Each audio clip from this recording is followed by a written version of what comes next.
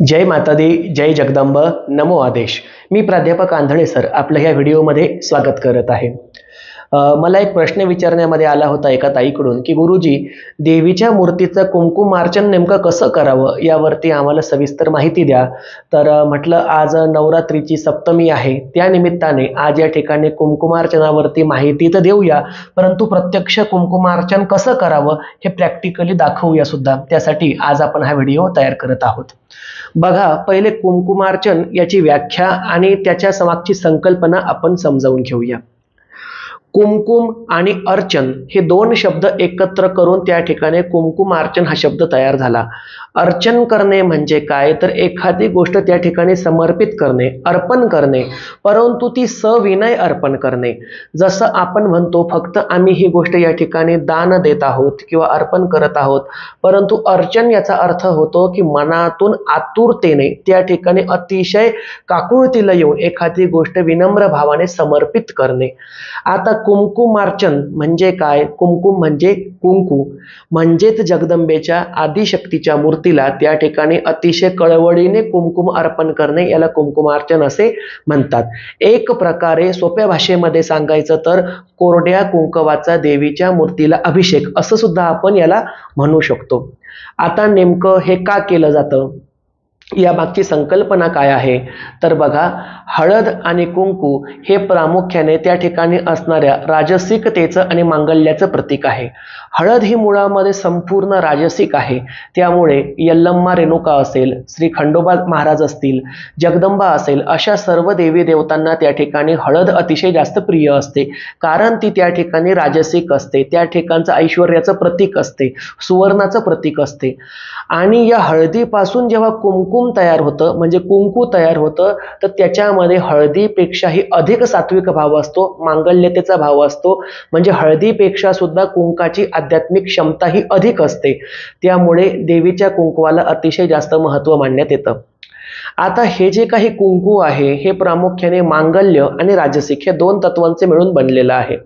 जेव्हा आपण याचा अभिषेक देवीच्या मूर्तीला घालतो म्हणजे कुंकुमार्चन करतो, त्यावेळेला ब्रह्मांडातील सुप्त दैवीय ऊर्जा ही त्या मूर्तीकडे खेचल्या जाते, ज्या मूर्तीवरती आपण कुंकुमार्चन करतो त्या मूर्तीकडे, आणि त्या समोरच्या अभिषेक घालणाऱ्या व्यक्तीला त्या ठिकाणी मांगल्याचं वरदान मिळतं. त्यामुळे कुंकुमार्चन घातल्यामुळे सुवासिनी महिलांचं मांगल्य टिकून राहतं, त्यांचं सौभाग्य टिकून राहतं. त्या ठिकाणी पुरुष जर घालत असतील तर त्यांच्या घरामध्ये एकोपा राहतो, आणि त्या ठिकाणी विधवा महिलांना किंवा कुमारिका मुलींना सुद्धा कुंकुमार्चन चालतं, हे मी या ठिकाणी जाणीवपूर्वक सांगतो. त्यामुळे विधवा माता बहिणी सुद्धा कुंकुमार्चन करू शकतात. दुसरा विषय म्हणजे कुंकुमार्चन केल्याच्या नंतर जी मूर्ती असते ती मूर्ती आपण उचलून घेतो, परंतु खाली जे कुंकू बाकी राहतं, या कुंकामध्ये देवतेचे शक्ती तत्व आलेले असतात. असं कुंकू त्या ठिकाणी मांगल्याने प्रभावित झालेलं असतं, त्यामध्ये दैवीय गुणधर्म आलेले असतात. असं अभिमंत्रित झालेलं सिद्ध कुंकू, ज्याला आपण सिद्ध कुंकू असंच नाव देऊया, हे सिद्ध कुंकू आपण दररोज सकाळी कपाळाला लावू शकतो. तसेच आपण देवी देवतांच्या पूजेला सुद्धा ते वापरू शकतो. तर अशा पद्धतीनुसार कुंकुमार्चन करण्याच्या मागची मूळ संकल्पना आहे. आता नेमकं आपण हे कुंकुमार्चन कसं करावं हे एकदा प्रॅक्टिकली बघून घेऊया. तर या ठिकाणी थोडा कॅमेरा तुम्ही असा जवळ घ्या आणि दाखवा सर्वांना. या ठिकाणी बघा, मी समोर अष्टभुजा जगदंबेची ही मूर्ती ठेवून घेतलेली आहे. तुमच्या घरामधील काळूबाईचा मुखवटा असेल, अंबाबाईचा मुखवटा असेल, चांदीचा मुखवटा असेल, फोटो असेल देवीचा, तुम्ही काहीही अशा पद्धतीनुसार समोर मांडून घेऊ शकता. त्यानंतर या ठिकाणी मी मंगलदीप लावून घेतलेला आहे, दिवा प्रज्वलित केलेला आहे. त्याच्याच बाजूला मी या ठिकाणी सुवासिक अगरबत्त्या सुद्धा प्रज्वलित केलेल्या आहे. तर आता या ठिकाणी सर्वात प्रथम आपण जगदंबेला हळद आणि कुंकवाचा मान देऊन घेऊया. ओम नमो देवे महादेवे शिवायै सततं नमः. नम प्रकृती भद्रायै नियतः प्रणिता स्मतां हरीन्द्रा कुंकुम समर्पयामि दीपं दर्शयामि धूपम आग्रपयामि. अशा पद्धतीने या ठिकाणी आपण धूप आणि दीप हा देवीच्या मूर्तीला दाखवून घेतलेला आहे. यानंतर बघा या ठिकाणी अगदी मोजकं साहित्य आपल्याला लागतं. ते साहित्य म्हणजे मी या ठिकाणी ताम्हण घेतलेलं आहे तांब्याचं. शुद्ध स्वरूपाचं मी कुंकू घेतलेलं आहे. हे प्युअर हळदीपासून बनलेलं कुंकू आहे. कलरचं किंवा केमिकल युक्त कुंकू या ठिकाणी वापरू नये असं मला वाटतं. आणि या ठिकाणी मी जगदंबेच्या काही मूर्ती सुद्धा घेतलेल्या आहेत. आपण कुठल्या कुठल्या मूर्ती घेतल्यात ते मी तुम्हाला दाखवतो. या ठिकाणी श्री तुळजाभवानी मातेची ही पितळी मूर्ती मी ठेवून घेत आहे. त्यासोबतच हा आमच्या कुलस्वामिनीचा चांदीचा टाक आहे. हा चांदीचा टाक सुद्धा मी या ठिकाणी असा ठेवून घेत आहे. आणि या ठिकाणी जे यंत्र आहे तर हे या ठिकाणचं नरवार्ण यंत्र आहे सिद्ध केलेलं. हे नरवार्ण यंत्र सुद्धा मी या ठिकाणी ठेवून घेत आहे. आता टाक असेल किंवा नरवार्ण यंत्र असेल याला आपण झोपवून ठेवू शकतो. मूर्ती मात्र आपल्याला उभी ठेवायची असते. आता ह्या मूर्ती देवघरातून उचलण्याच्या आधी मी देवघरावरती 2 विड्याची पानं, 1 सुपारी, 1 रुपयाचं सुट्टं नाणं हे ठेवून त्या ठिकाणी आवाहन केलेलं होतं की हे जगदंबा माते, मी तुझ्या मूर्तीचं कुंकुमार्चन करणार आहे, तरी सुद्धा मी तुझी मूर्ती मूळ स्थानावरून उचलून खाली घेत आहे.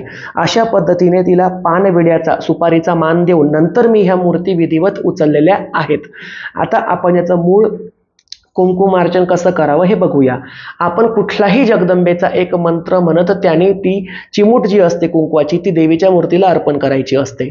सर्व मंगल मांगल्ये शिवे सर्वार्थ साधिके शरण्ये त्र्यंबके गौरी नारायणी नमोस्तुते कुंकुम समर्पयामी असा मंत्र चालेल, किंवा नमो देवे महादेवे हा मंत्र चालेल, किंवा भवानी देवे नमः, महालक्ष्मी नमः, अंबिकाय नमः असा चालेल, किंवा त्या ठिकाणी नरवार्ण मंत्र सुद्धा चालेल. तर या ठिकाणी मी नरवार्ण मंत्राने या ठिकाणी कुंकुमार्चन करणार आहे. तर या ठिकाणी मी फक्त नमुना दाखवण्यासाठी तुम्हाला कुंकुमार्चन करून दाखवत आहे, त्यामुळे मी लघु स्वरूपामध्ये करत आहे. तर कसं करायचं आहे ते बघा. आता याची अयोग्य पद्धत कुठली मी तुम्हाला ती सांगतो आणि नंतर योग्य पद्धत कुठली ती सांगतो. सहसा आपण काय करतो, ह्या बोटामध्ये कुंकू धरतो. कुंकुमार्चन करताना ते आपल्या अनामिकेने आणि अंगठ्याच्या ह्या 2 बोटांनीच पकडावं. म्हणजे करंगळीच्या बाजूचं देवाचं बोट आणि अंगठा या 2 बोटांमध्ये आपण कुंकू असं पकडून ते अर्पण करायचं असतं. चुकीची पद्धत बघा पहिले कशी आहे. बऱ्याच ठिकाणी कुंकुमार्चन करताना ते असं देवीच्या डोक्यावरती ओतलं जातं. आता मी देवीची क्षमा मागून तुम्हाला करून दाखवतोय. ही पद्धत चुकीची आहे. कुंकुमार्चन हे कधीही पायापासून डोक्यापर्यंत करावं, मूर्तीच्या डोक्यापासून पायापर्यंत करू नये.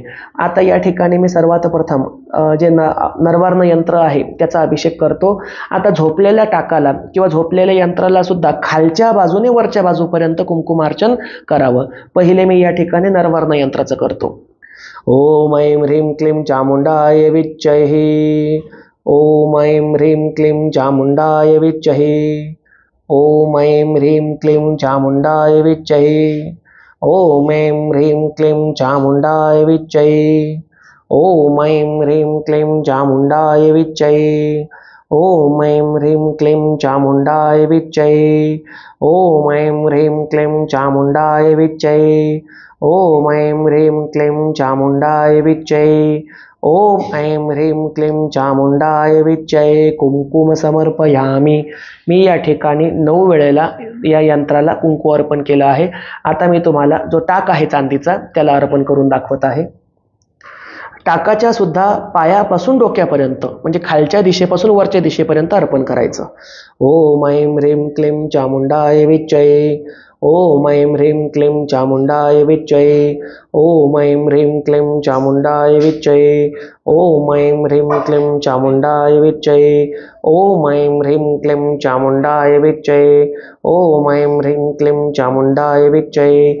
ओम ऐं ह्रीं क्लीं चामुंडाय विच्चये. ओम ऐं ह्रीं क्लीं चामुंडाय विच्चये. ओम ऐं ह्रीं क्लीं चामुंडाय विच्चये. ओम ऐं ह्रीं क्लीं चामुंडाय विच्चये. ओम ऐं ह्रीं क्लीं चामुंडाय विच्चहे कुंकुम समर्पयामी. अशा पद्धतीने मी टाकावर सुद्धा या ठिकाणी कुंकुमार्चन करून घेतलेलं आहे. आता आपण जी तुळजाभवानीची मूर्ती ठेवलेली आहे हिला कुंकुमार्चन कसं करायचं हे बघणार आहोत. तर तुम्हाला दाखवण्यासाठी मी या ठिकाणी थोडीशी ही मूर्ती अशी तिरकस करून घेतो, म्हणजे तुम्हाला मूर्ती पूर्णपणे दिसेल.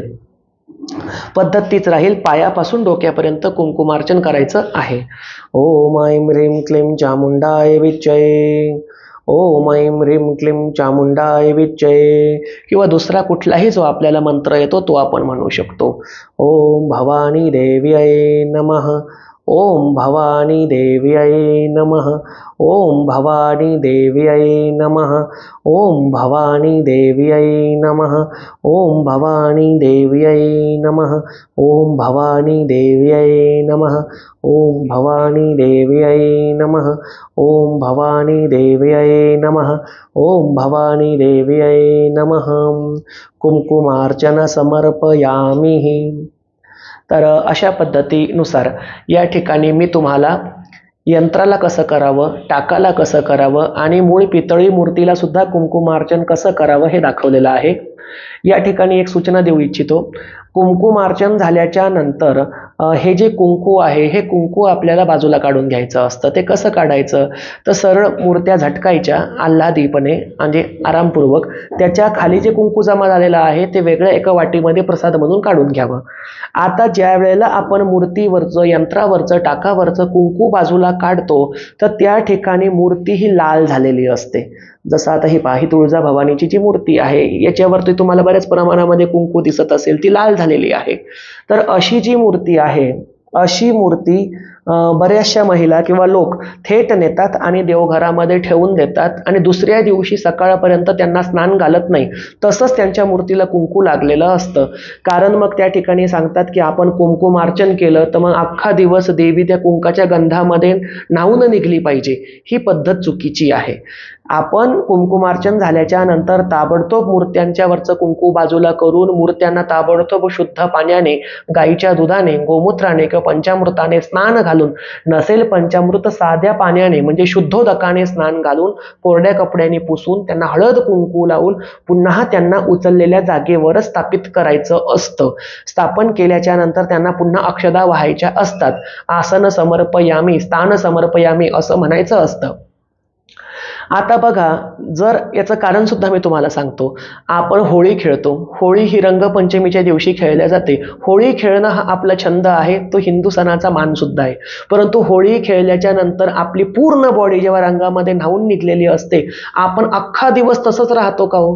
की नाही, आज रंगपंचमी आहे, पूर्ण दिवसभर रात्रभर आमच्या शरीराला रंग चिपकलेलाच पाहिजे, आम्ही स्नान करणार नाही, असं आपण म्हणतो का? नाही. आपण ताबडतोब रंग खेळून झाला की ते कपडे धुवायला टाकतो, स्वच्छ साबणाने, शॅम्पूने स्वतःचं पूर्ण बॉडी क्लीन करतो, दुसरे कपडे घालतो आणि मग बाहेर येतो. तसंच देवी देवतांचं आहे. कुंकुमार्चन हा विधी क्षणिक आहे. जसं आपण दुधाचा अभिषेक घातला की त्याला ताबडतोब पाण्याने स्वच्छ करतो, त्याला तसंच आपण खरकटं ठेवत नाही. त्याच पद्धतीने कुंकुमार्चन झाल्याबरोबर ताबडतोब पाण्याने स्नान घालून देवांची स्थापना करायची असते. आणि जे हे सिद्ध झालेलं कुंकू आहे हे दररोज सकाळी सुवासिनी मंगलिक स्त्रिया स्वतःच्या कपड्याला लावू शकतात, किंवा त्या ठिकाणी घरातील प्रत्येक व्यक्तीच्या कपड्याला आपण त्याचा टिळा लावू शकतो. कुंकुमार्चन केलेलं कुंकू विधवा महिला सुद्धा कपड्याला लावू शकतात. हे या ठिकाणी जाणीवपूर्वक सांगतो. देवी देवतांपाशी सर्व लेकरं सारखी असतात. तर अशा पद्धतीनुसार आपण कुंकुमार्चन करून देवीची प्राप्ती जास्तीत जास्त प्रमाणावरती करावी असं मी आवाहन करतो. आणि या ठिकाणी हा व्हिडिओ थांबवत आहे. हा व्हिडिओ तुम्हाला कसा वाटला हे कमेंटद्वारे मला नक्की कळवा. तोपर्यंत सर्वांचं कल्याण असो. जय माता दी, जय जगदंब, नमो आदेश.